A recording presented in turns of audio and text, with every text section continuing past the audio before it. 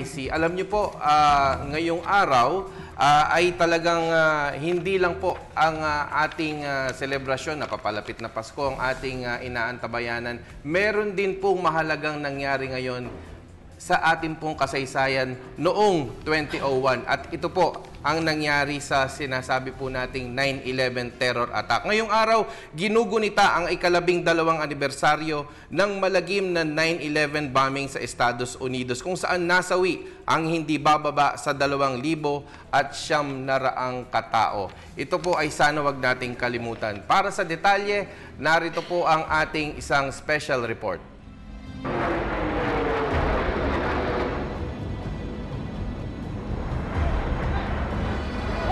12 taon na ang nakalilipas nang yanigin ang buong mundo sa pag-atake ng Islamic terrorist group na Al-Qaeda sa Amerika. September 11, 2011 noon nang magulantang ang Estados Unidos sa pambobomba ng teroristang grupo. Gamit ang 4 na pampasaherong eroplano na kung saan 19 sa miyembro ng Al-Qaeda ang dulan ng mga ito.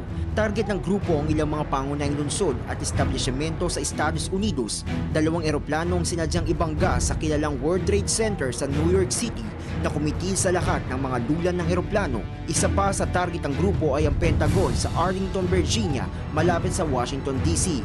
Habang ika-4 na eroplano naman na dapat saan ipapasubugin sa kabisera ng Estados Unidos, ngunit dahil nanlaban ang mga pasahero ng eroplano kung kaya tumama ito malapit sa isang palayan sa Shanksville sa Pennsylvania. Nasawi ang kabuang 2,273 katao sa itinuturing na isa sa pinakamalagim na pag-atake ng mga terorista sa kasaysayan. Malaki ang naging epekto nito hindi lamang sa Amerika bagkus sa ibang panig ng mundo.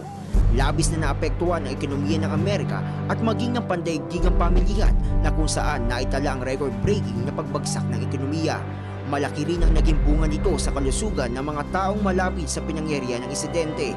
Dahil ilan sa mga bahagi ng mga gumuhong establishmento ay naglalaman ng nakalalasong kemikal. Pero higit sa lahat, walang tatalo sa epektong takot at paghihinagpis sa mga mamamayan ng Amerika at pamilya ng mga nasawi sa 9/11 bombings. Ang pag-ataking ito ay nagmitsa sa isang giyera sa pagitan ng Amerika at Afghanistan na kung saan libu-libong katao rin ang nasawi. Sa ika-12 taong anibersaryo ng 9/11 bombing, maraming umaasa na hindi na mauulit ang malagim na terrorist attack. Para sa Telebisyon ng Bayan, Fred Montesa.